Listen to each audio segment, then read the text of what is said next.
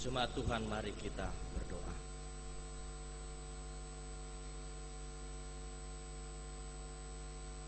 Kami meneduhkan hati kami di hadapan Tuhan ketika kami masuk untuk menghayati kembali Sabtu Sunyi. Ketika kami boleh dihantar oleh Tuhan untuk ikut masuk di dalam perayaan Kamis Putih dan Jumat Agung, kami kembali menghayati perjalanan Via Dolorosa, penderitaan dan kematian Yesus. Bahkan hari ini Tuhan, bersama-sama dalam Sabtu yang sunyi dan sepi, kami berkumpul di tempat ini. Kami ingin disapa oleh Tuhan. Dan biarlah di dalam keteduhan, kesunyian dan kesepian pada hari ini, firman-Mu lah yang akan meneguhkan dan menguatkan kami. Oleh sebab itu Tuhan, urapi kami semua oleh kuasa Roh Kudus-Mu, supaya kami dimampukan untuk menghayati setiap bagian dari firman Tuhan yang akan menguatkan dan meneguhkan kami, yang akan memberikan pengharapan yang kekal bagi setiap kami yang mencari. Dan kami boleh mendapatkan itu hanya di dalam Engkau. Berkatilah semua jemaat-Mu yang hadir, yang mempersiapkan diri untuk disapa oleh Tuhan melalui firman. Bahkan hamba-Mu yang akan menyampaikan kebenaran firman Tuhan itu, kami disatukan oleh kuasa Roh Kudus-Mu. Bersabdalah ya Tuhan, karena kami sudah siap untuk mendengarkan-Nya. Di dalam nama Yesus Kristus kami berdoa. Amin. Saudara-saudara yang terkasih di dalam Yesus Kristus, pembacaan kita pada hari ini terambil dalam kitab Ayub, Ayub pasal 17, ayat yang ke-11 sampai dengan ayat yang ke-16. Tadi sudah kita baca bersama-sama bersama dengan nyanyian umat Kyrie Eleison. Tapi tidak salah kalau kita akan membaca kembali bagian dari firman Tuhan ini. Kitab Ayub pasal 17 ayat 11 sampai dengan ayat yang ke-16. Demikianlah firman Tuhan.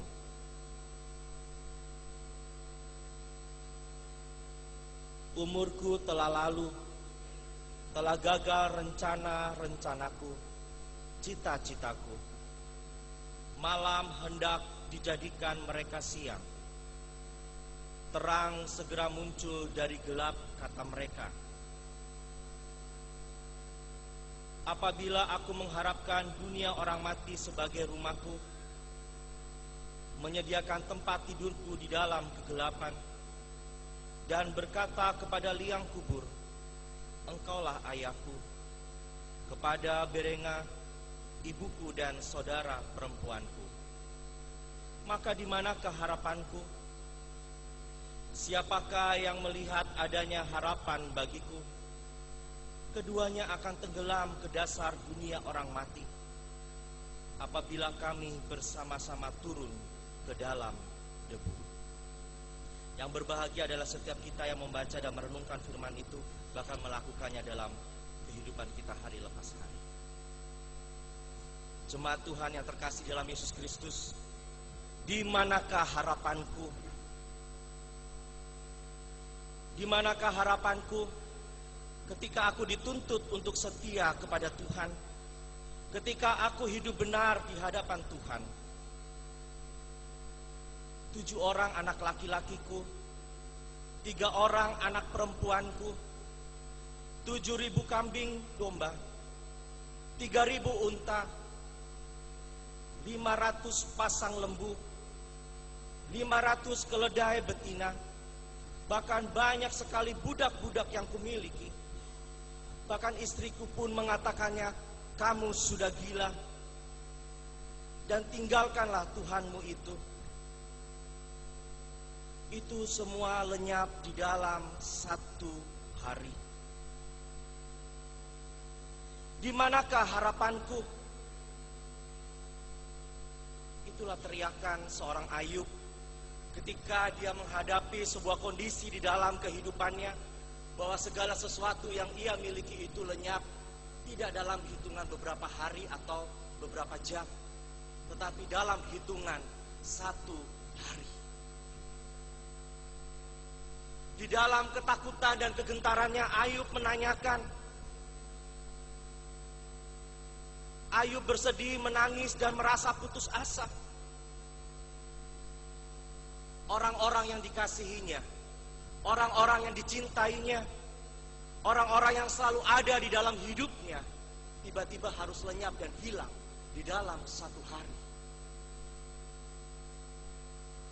Bahkan harta, kekayaan yang mengiringi menjadi pelengkap dalam perjalanan hidup Ayub, itu pun juga hilang, lenyap di dalam 1 hari. Seorang penolong, seorang istri yang diharapkan akan menguatkan dan meneguhkan dia ketika dia harus menghadapi setiap persoalan hidup yang sangat menakutkan ini. Istrinya pun mengatakan, seorang penolong ini mengatakan, apakah kamu sudah gila? Bahkan menyarankan Ayub untuk meninggalkan Tuhan, karena merasa bahwa di dalam Tuhan dia tidak mendapatkan sesuatu yang membuat dia merasa nyaman dan tentram. Di manakah harapanku?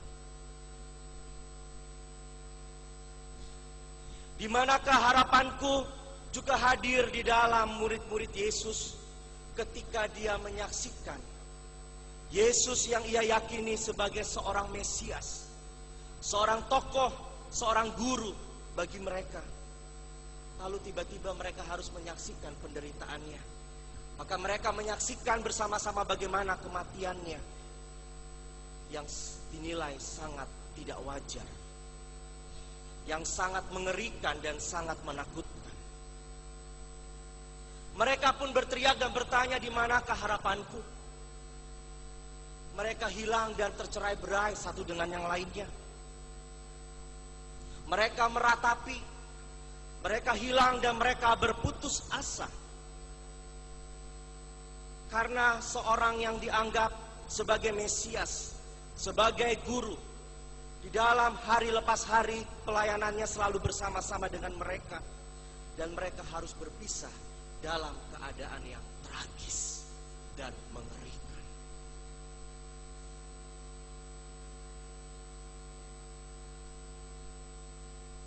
Wanita-wanita yang setia mengiringi Yesus, mereka juga berteriak dan menangis, seolah-olah kematian Yesus memberikan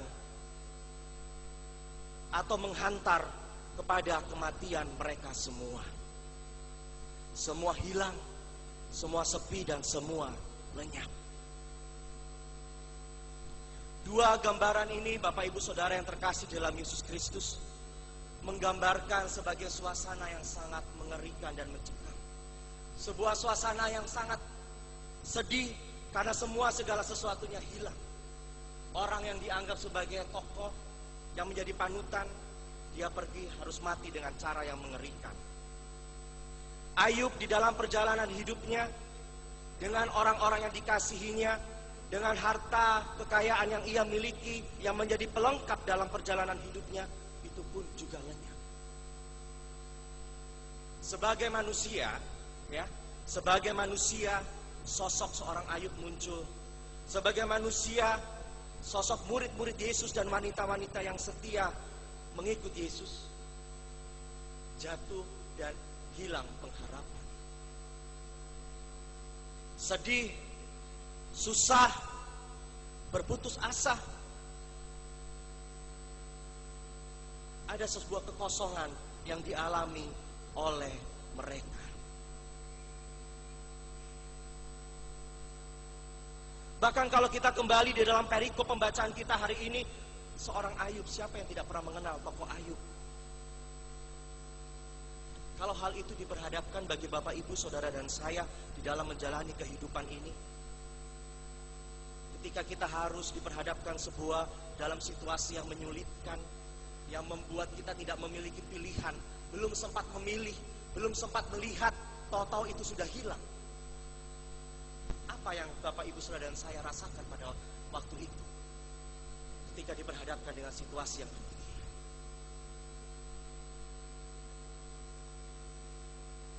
Bukankah kita akan langsung berputus asa? Bukankah kita akan langsung marah? Kita akan kecewa. Dampak dari putus asa, marah, dan kecewa itu nyata di dalam setiap tindakan kita.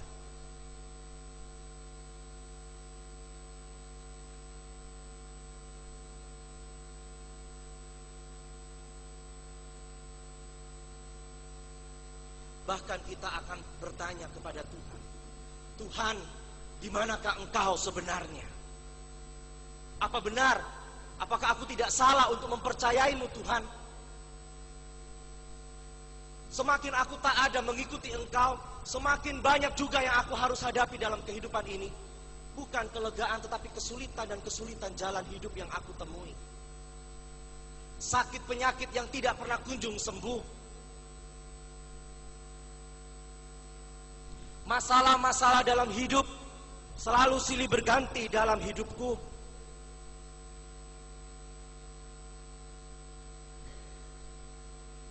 Apakah benar Engkau ada, Tuhan? Apakah aku tidak salah mempercayai-Mu, Tuhan? Itulah pertanyaan-pertanyaan yang mungkin sering Bapak Ibu Saudara saya nyatakan ketika kita mengalami situasi yang sangat menyulitkan. Situasi yang tidak mengajak kita untuk kompromi, untuk memilih. Tidak memberi kesempatan kepada kita untuk berpikir dan memutuskan sesuatu yang baik bagi diri kita.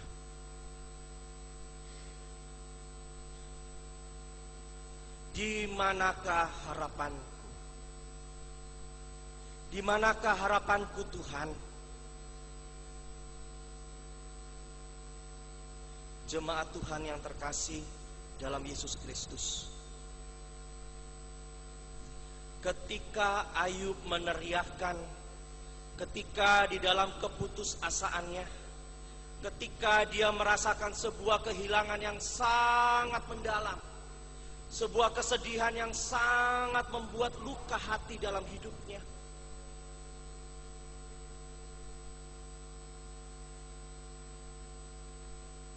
Ayub merefleksikan sebagai sebuah tulisan yang sangat, sebuah pengakuan yang dapat kita baca pada hari ini. Kalau ayat 16 dan ayat ke-17, pasal 16, pasal 17, di situ dikatakan Ayub mengeluh tentang perlakuan Allah terhadap dirinya. Tetapi di dalam kehilangan pengharapan yang dihadapi dan dirasakan oleh Ayub, di dalam hati kecil Ayub, Ayub sanggup merasakan dan dia hendak mengatakan. Pasal 16 ayat 19, 20 dan 21 di situ dikatakan, ketahuilah, sekarang pun juga saksiku ada di sorga, yang memberi kesaksian bagiku ada di tempat yang tinggi. Sekalipun aku dicemoohkan oleh sahabat-sahabatku, namun ke arah Allah mataku menengadah sambil menangis, supaya ia memutuskan perkara antara manusia dengan Allah dan antara manusia dengan sesamanya. Pasal 17 ayat yang ketiga juga Ayub dengan iman mengatakan, biarlah engkau menjadi jaminanku bagimu sendiri. Siapa lagi yang dapat membuat persetujuan bagiku? Di dalam keterpurukan Ayub, di dalam hilangnya pengharapan dan putus asa karena orang-orang yang di sekitarnya meninggalkan dia, bahkan penyakit yang dialami oleh Ayub yang sangat menjijikkan, seorang penolong yang diharapkan untuk memotivasi dan menguatkan dan meneguhkan dia, itu juga menyarankan untuk dia meninggalkan Tuhan.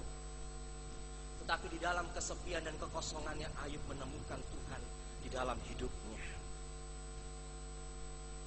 Di dalam keterpurukannya, Ayub sanggup melihat bahwa Tuhan itu tetap hadir di dalam kehidupannya. Ayub menyadari dan mengakui di dalam keterpurukannya, dia berani mengatakan, biarlah engkau menjadi jaminanku bagimu sendiri. Itu mau mengatakan bahwa sebenarnya Ayub tahu bahwa di dalam setiap apa penderitaan yang dia alami saat ini begitu sakit dan begitu pedih. Orang-orang bisa meninggalkan dia. Orang-orang yang dikasihi pergi meninggalkan dia. Semua yang dimiliki lenyap dalam satu hari. Tapi dia melihat suatu pribadi yang selalu tetap ada, dan itu sangat diyakini, dan itu dipegang oleh Ayub di dalam masa-masa sulit, masa-masa sukar, masa-masa sepi, masa-masa pilu yang dihadapi dan dirasakan oleh Ayub.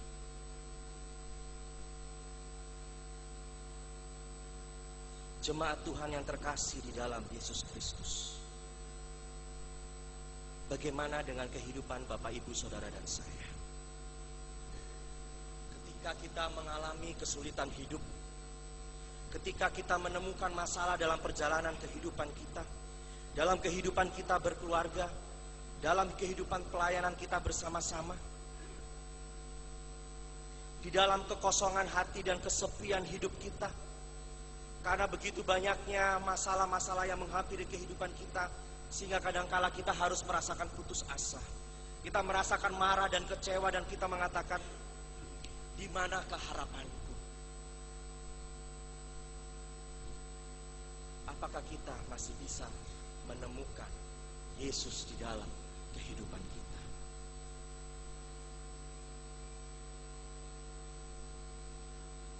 Hari ini, ketika kita bersama-sama melihat di dalam sebuah perenungan Sabtu sunyi dan Sabtu sepi, kita melihat mengenang kembali bagaimana penderitaan Yesus melalui jalan Via Dolorosa.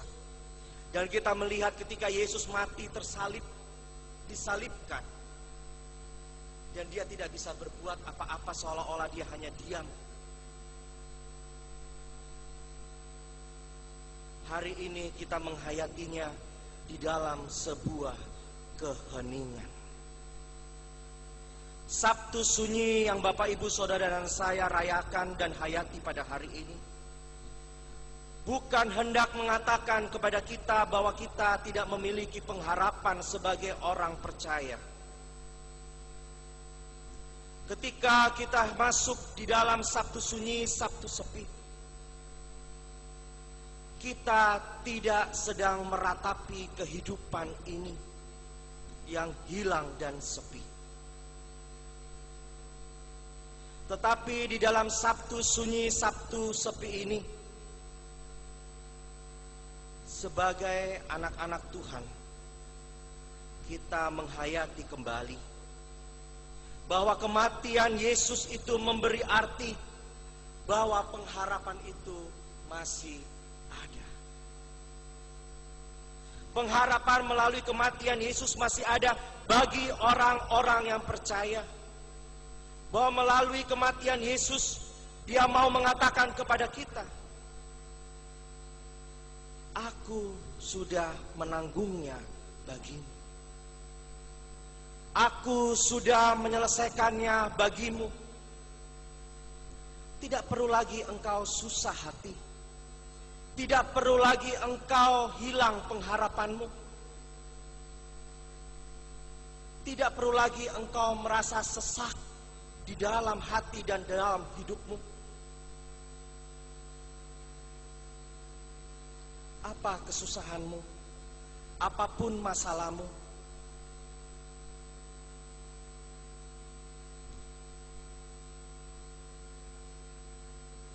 apapun yang membuat engkau berputus asa, yang membuat semuanya hilang, aku sudah menggantikannya dan mau menanggungnya bagimu. Itulah sebuah pengharapan di dalam Sabtu sunyi, Sabtu sepi yang kita hayati pada hari ini.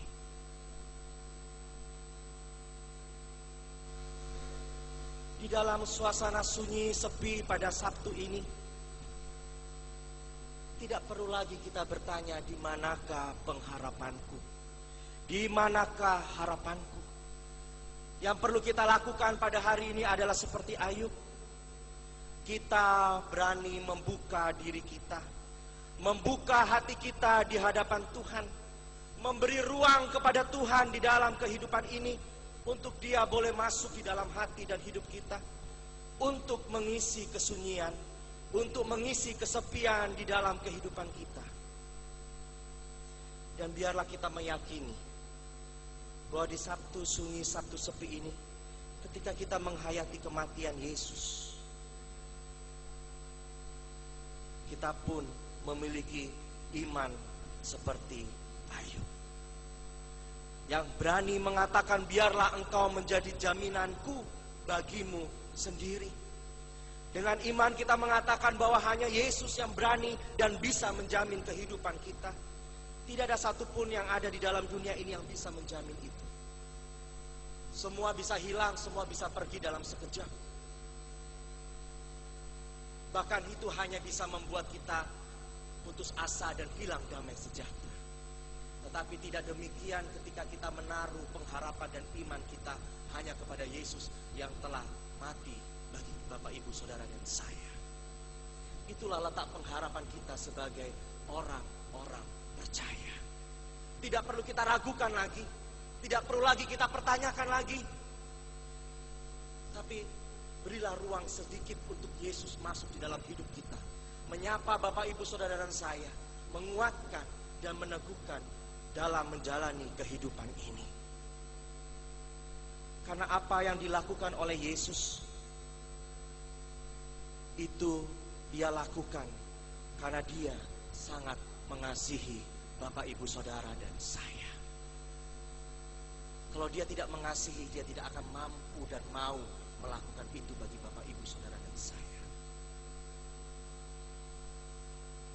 Seperti murid-murid Yesus yang meratapi kematian Yesus, seperti wanita-wanita yang setia, Maria ibu Yesus, yang meratapi kematian anaknya, seperti Ayub yang meratapi bahwa segala sesuatu yang ia miliki hilang dan pergi. Hari ini Bapak, Ibu, Saudara, dan saya menemukan jawabannya itu di dalam Sabtu Sunyi dan Sabtu Sepi. Di manakah harapanku? Harapan kita ada di dalam Yesus yang mati bagi kita semua. Oleh sebab itu, Bapak, Ibu, Saudara, dan saya, hari ini kita diajak untuk mau merendahkan hati di hadapan Tuhan, membuka hati kita, meninggalkan sejenak kepenatan, kesusahan, permasalahan dalam kehidupan ini yang kadangkala hanya menghilangkan sukacita kita, menghilangkan damai sejahtera kita, justru akan mendatangkan putus asa, marah, dan kecewa, bahkan protes kepada Tuhan. Marilah kita tinggalkan sejenak itu, dan kita membuka ruang di dalam hati dan hidup kita untuk membiarkan Yesus yang mati itu menyapa hati dan kehidupan Bapak, Ibu, Saudara, dan saya.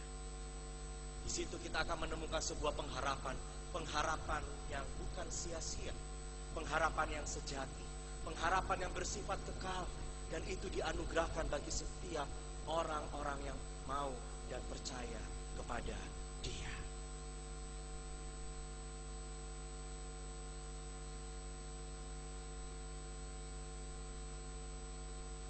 Marilah Bapak, Ibu, Saudara, dan saya, hari ini kita boleh datang di hadapan Tuhan. Di dalam kita menghayati Sabtu Sunyi, Sabtu Sepi, dengan tema di manakah harapanku. Dengan iman kita berani mengatakan bahwa harapanku hanya ada di dalam Tuhan. Di dalam Tuhan yang telah mati dan berkorban bagi kehidupan Bapak, Ibu, Saudara, dan saya, bahkan bagi seisi dunia ini. Harapanku hanya di dalam Yesus saja, dan tidak ada satupun yang mampu menggantikan itu di dalam kehidupan kita. Terpujilah Kristus atas firman-Nya pada hari ini.